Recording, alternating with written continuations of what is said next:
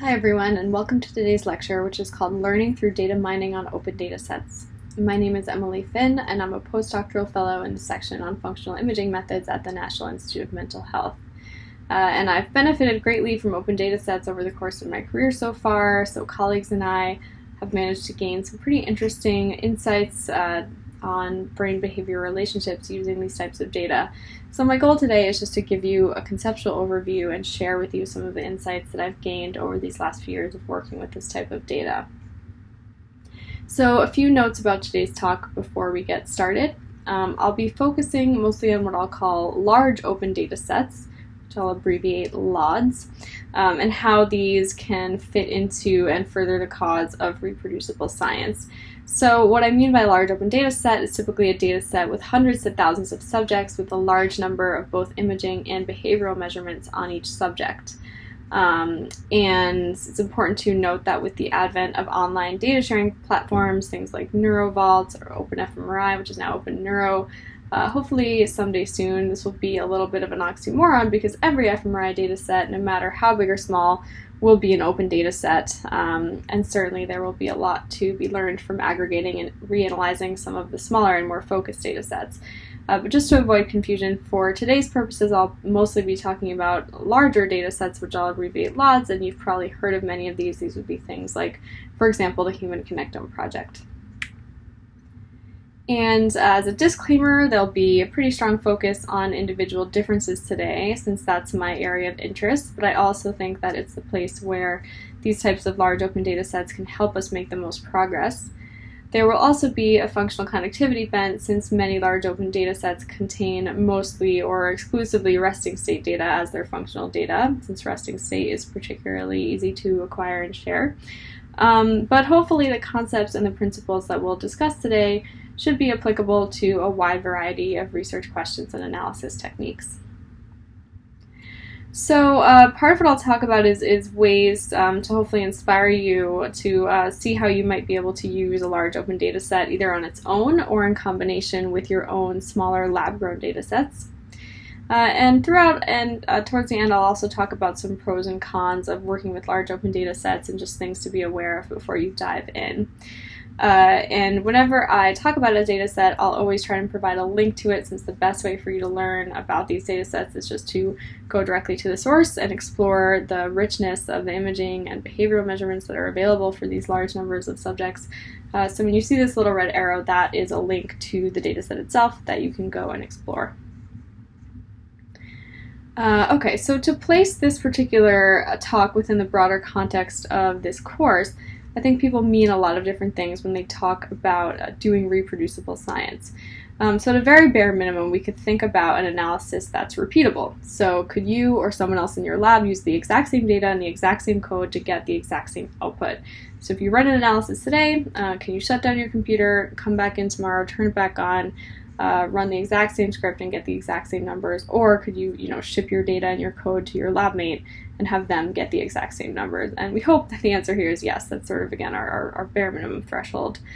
But, in the fMRI data sharing world, we'd like to start moving beyond this bare minimum towards reproducible results or analyses. And what this term has come to mean for many of us is this question of, can someone in a different lab use the same data and the same code to get the same output? So if you stumble across a cool new paper and you see a figure that they've created, is there a place that you can go to get both their data and their code and actually run it yourself to reproduce that exact same output?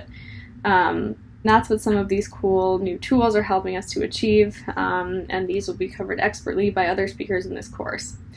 But our focus today is sort of a little bit more abstract than either of these, and that's on something that we'll call robustness or generalizability. So in a more conceptual way, given that you've discovered something about the brain in a certain sample using a certain type of analysis methodology, would it be possible for you or someone in a different lab to actually use different data and maybe, similar but not exactly the same code to get a similar output?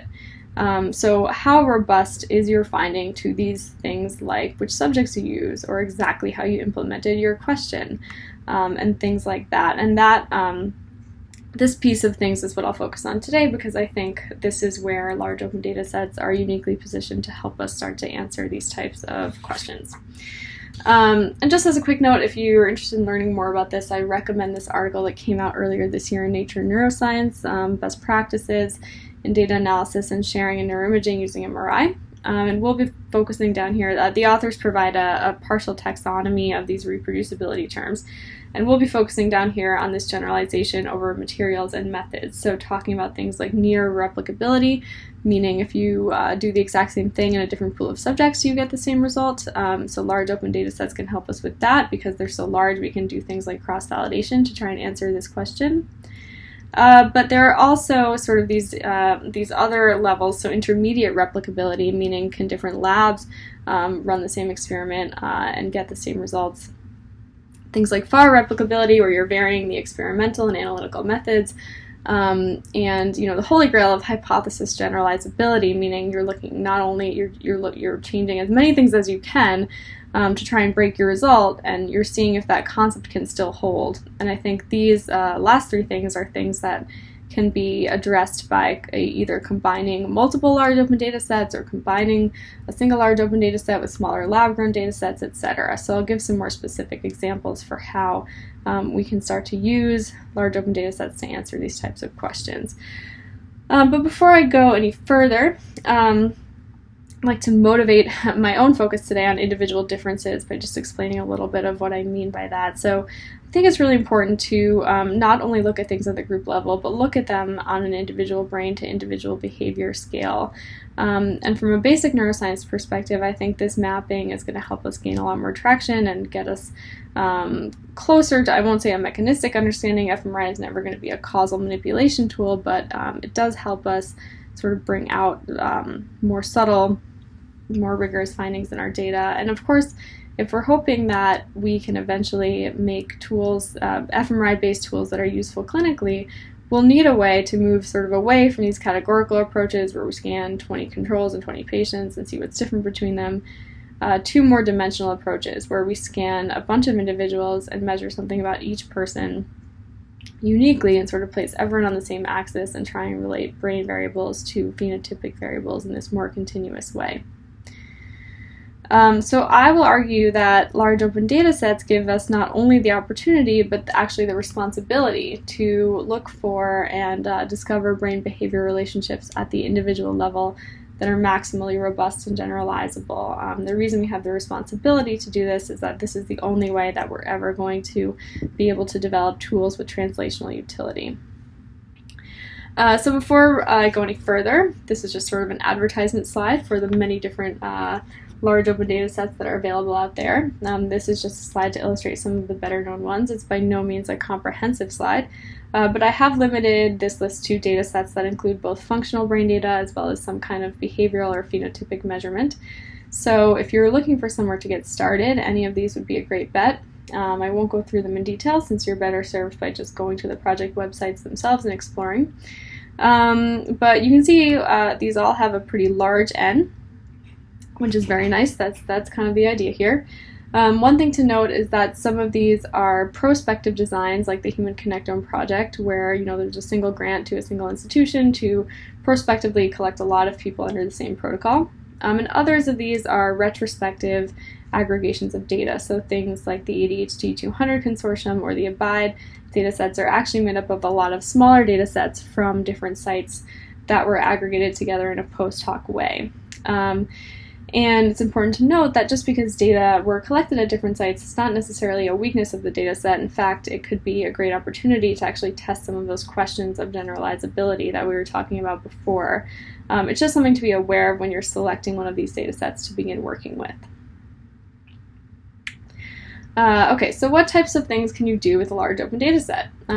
Say you've never even worked in neuroimaging. Well, guess what?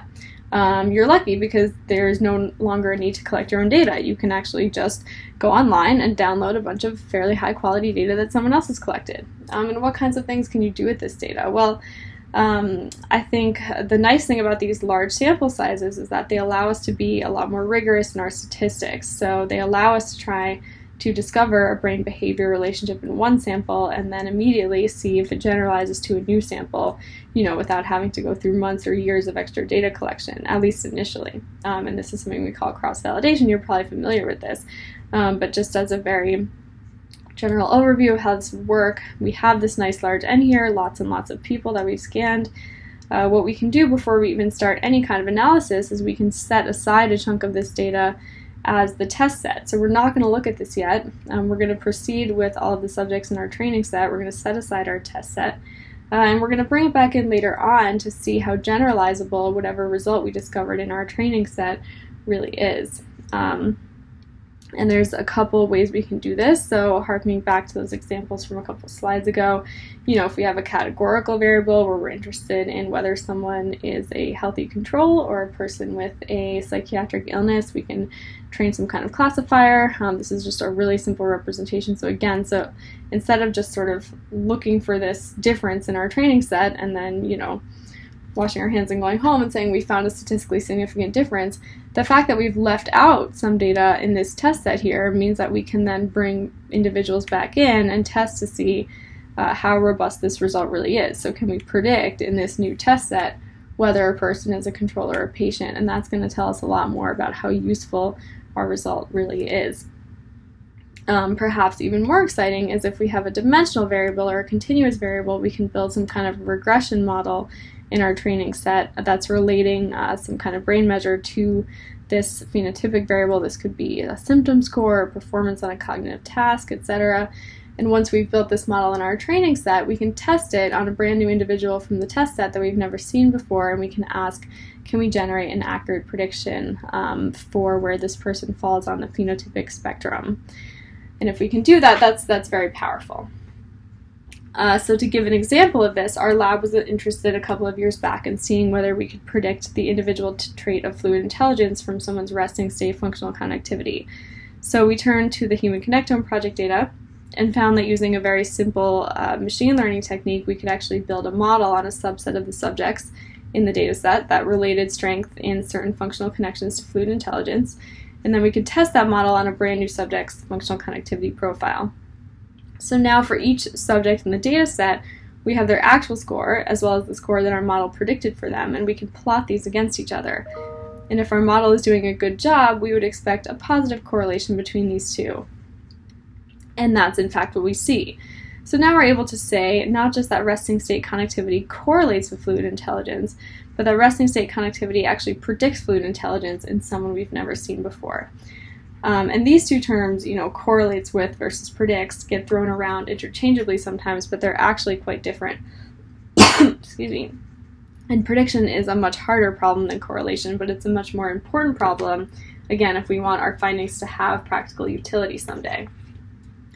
And what's even more comforting is that other groups have actually discovered this same predictive relationship also using HCP data. And here are some references here. So it should be said that these are not direct replications, and there's actually a considerable amount of variability in the approaches taken by these three papers.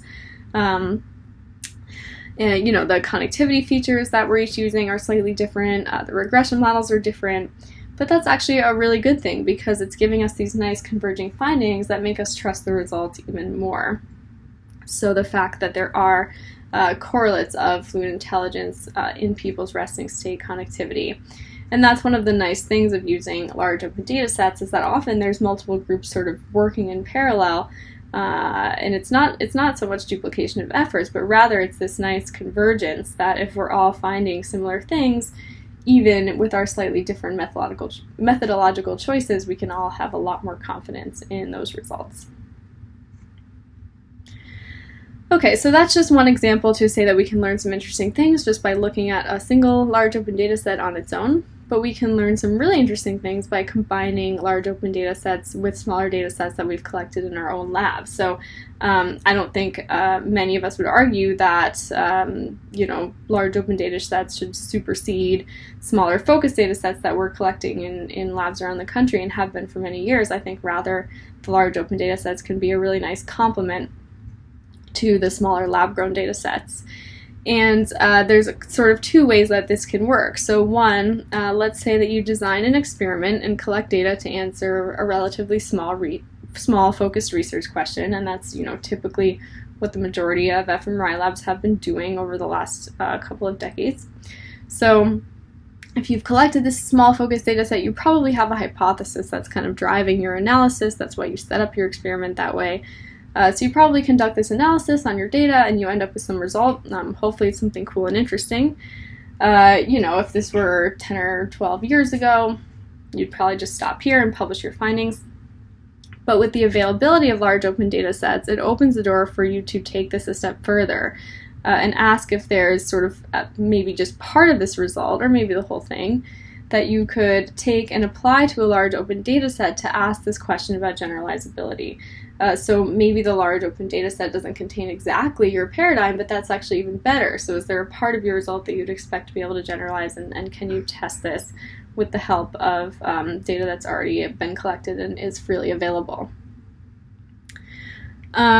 Another way that you can combine a large open data set with a smaller lab-grown data set is to sort of work the other way, from large to small. So say that you're just starting grad school, or you're just starting your postdoc, and you just kind of want to play around, and you download a large open data set. The way that most of these are set up is it's going to be pretty exploratory. So you run some kind of exploratory analysis, and you get an interesting result. This was an exploratory study, but because because you have a lot of subjects going into the analysis, you tend to trust it. But maybe that brings up some really interesting questions and you want to dive further. And so maybe you use that result to inspire the design of a new, smaller, focused data set that you can use to again, take this a step further and ask a more subtle or more mechanistic question. Can we learn more about what's driving this result that we've observed in this large open data set? And I'll give an example for each of these of how this might work. So starting out from small to large, this is a real-life example from a colleague of mine, Monica Rosenberg. So in grad school, Monica was really interested in studying the neural basis of attention and what allows people to sustain their attention for long periods of time. And if you've made it this far in the course, this is probably something that's also of interest to you.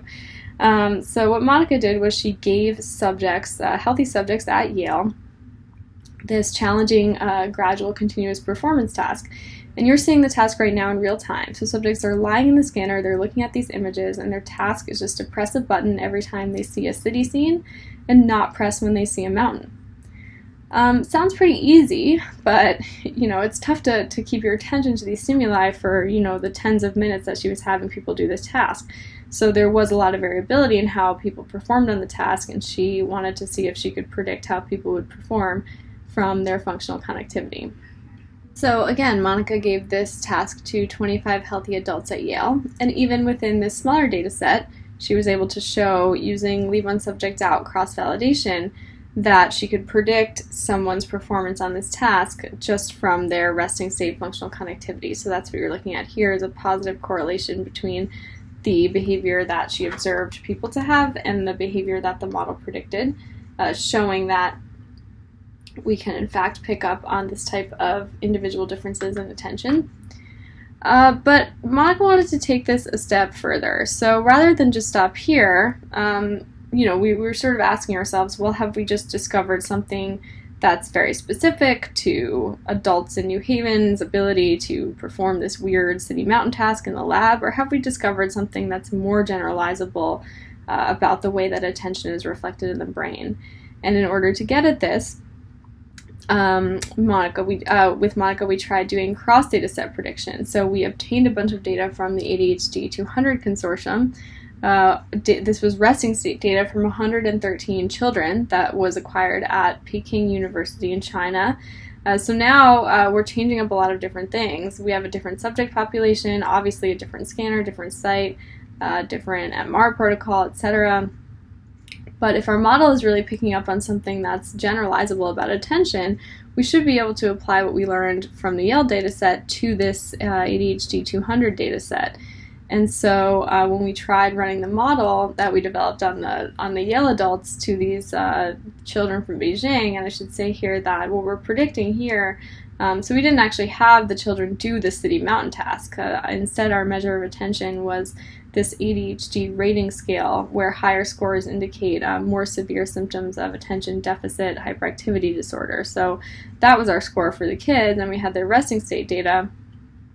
And if our model is working, we would actually expect a negative correlation between what we predict, how we predict that they would hypothetically perform on the City Mountain task, and their ADHD score. So people that have more severe symptoms of ADHD, our model should predict that they would perform worse on the task just by feeding it their functional connectivity. And that's in fact what we found. And that was really compelling. So, it's not working perfectly, but the fact that this generalizes across two extremely different data sets gives us a lot of hope that what we're seeing here is not just unique to the specific subject population or the specific task, but it's something more low-level true about the way that attention is reflected in the brain. Okay, so another way that we can use large open data sets to sort of inform and inspire the work that we do in the lab is to work from large to small. And here is an example of that. So turning back to our analysis on the Human Connectome project from a few slides ago, here's sort of an expansion of that analysis. So before I showed you using resting state connectivity to predict fluid intelligence, this GF variable here. But the nice thing about the Human Connectome project is they have not only resting state data, but data from lots of different cognitive tasks, and that's what's along the y-axis here. So we are asking the question, which of these task conditions does the best job of predicting cognitive behaviors? And we've expanded to a few other cognitive measures here. And there's a lot going on here, but what I'd like you to take away from this is that what we noticed when we expanded this analysis is that the two resting state scans are actually some of the worst predictors of cognitive behavior. They're still significant predictors, but they do a worse job of predicting individual differences compared to things like these tasks up here. So this is the working memory task, the language task, the gambling task, the social task. And when we thought about this a little bit more, we thought that maybe these tasks are actually serving to enhance or bring out individual variation in the functional connections that we care about. And this was interesting and not obvious from the start to us. It was something that we had to discover empirically by working with this large open data set. And when we thought about why this might be the case, these are tasks that are challenging. A couple of them are sort of more naturalistic in nature, interactive. And so maybe by having this task on board, again, we're drawing out more individual differences in places that we care about. But this, again, was an exploratory analysis, so that can only take us so far. But the idea now is we're using this result to inform a new study where we're asking the question, can we design a condition specifically to draw out individual variation in a behavior that we care about? And you can think of this as kind of like a stress test for the brain. So can we specifically probe certain systems? And this has now led us to create a novel naturalistic task paradigm that's trying to capture the features of some of those most successful tasks. So it's naturalistic, it's engaging, it's challenging, and the idea, and now we've given this task now to about 20 healthy subjects, is that everyone's going to listen to this story, undergo this paradigm, and they will arrive at different interpretations of the story, and we will try to predict the individual differences in these interpretations from brain activity while they were listening. But it was really that exploratory result that we obtained in the HCP data showing the superiority of certain tasks over rest that inspired us to design this new study. So that's a way that you could work sort of from large to small. Okay, so let's say you're convinced, you're ready to start working with large open data sets. Here's a couple, just a very sort of broad overview of the pros and cons. Some of the pros are pretty obvious. The big one is that they're already collected, so that's a big time saver for you as a researcher. They're very large, which again buys us a lot of the statistical power that we've been talking about. They typically use tried and true paradigms. I'll be careful when I say too much about this.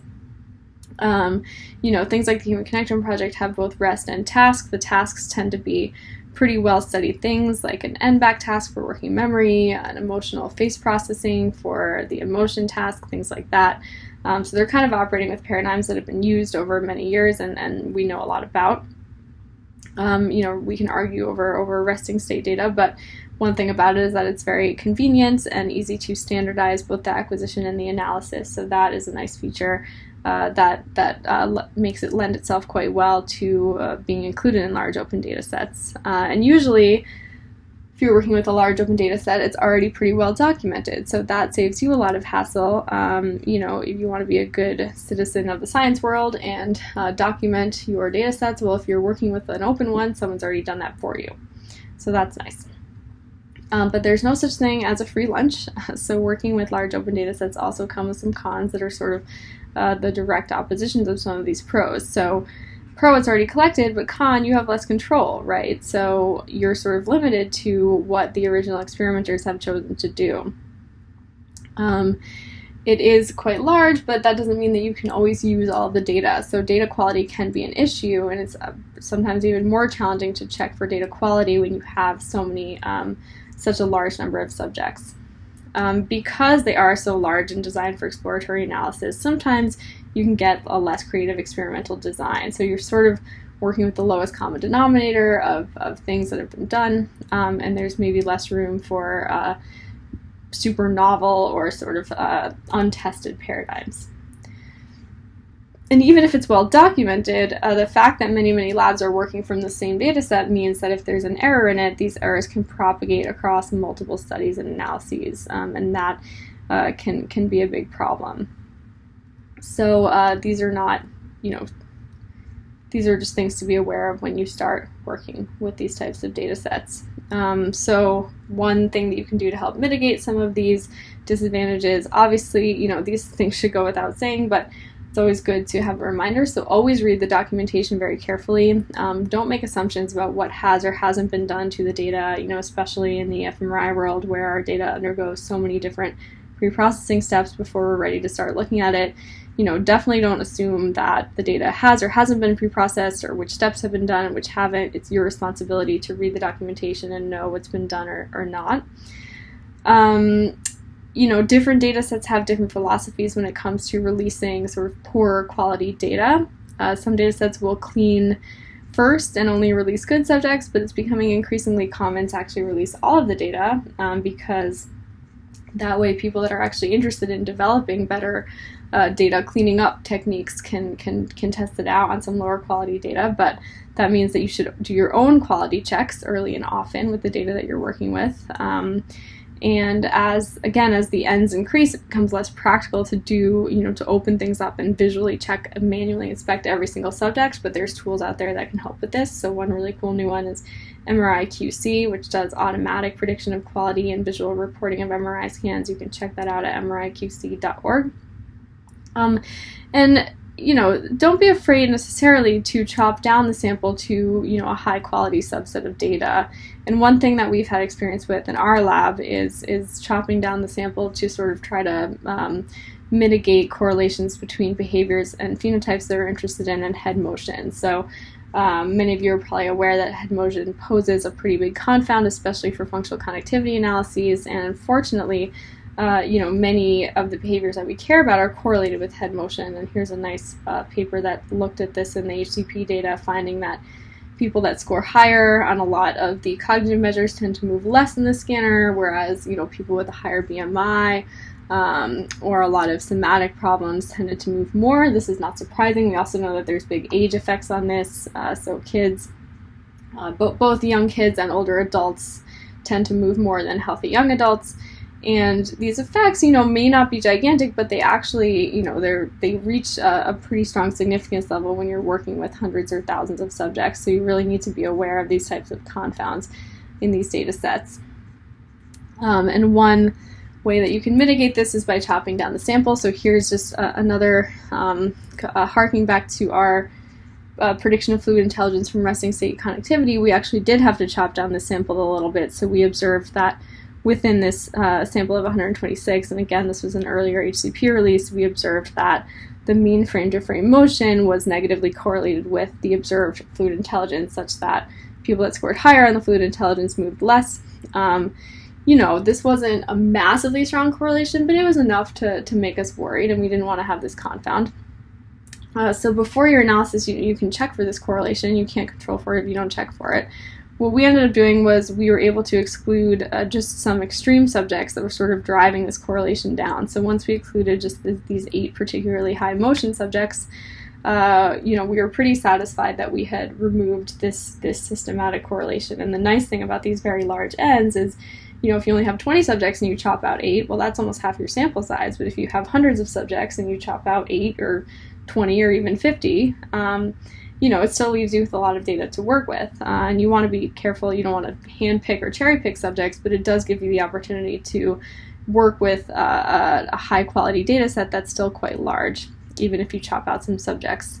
And then, of course, you can always, if you're doing some type of cross-validation or behavioral prediction, you can always do a double check for this type of confound by also, after you do your brain behavior analysis, make sure that your predicted behaviors are not correlated with motion. So here we're proving that our observed behavior is not correlated with motion, but we can also check that our model is not just picking up on variance associated with head motion by correlating the by correlating the predicted behaviors with mean frame to frame motion, and we don't see a correlation here either. So that gives us some confidence that motion is not a confound in this study. But these are just the steps that you should try to take on your data depending on your research question. And before I wrap up, I just want to mention a sort of different kind, what I'm calling a different kind of large open data set.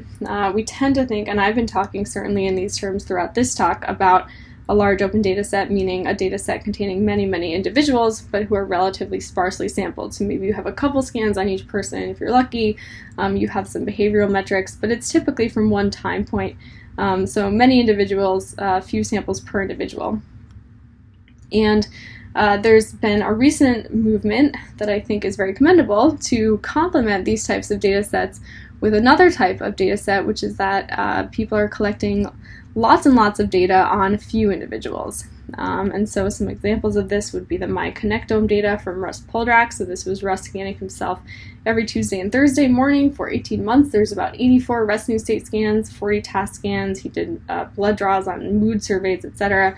So this is a very densely sampled single individual. And inspired by this, the Midnight Scan Club has just released their data set, which contains 10 individuals worth of data with hours and hours of both rest and task on each person. So this is a different way of thinking about big data. Instead of getting a little bit of data from a lot of people, you're getting a lot of data on just a few people.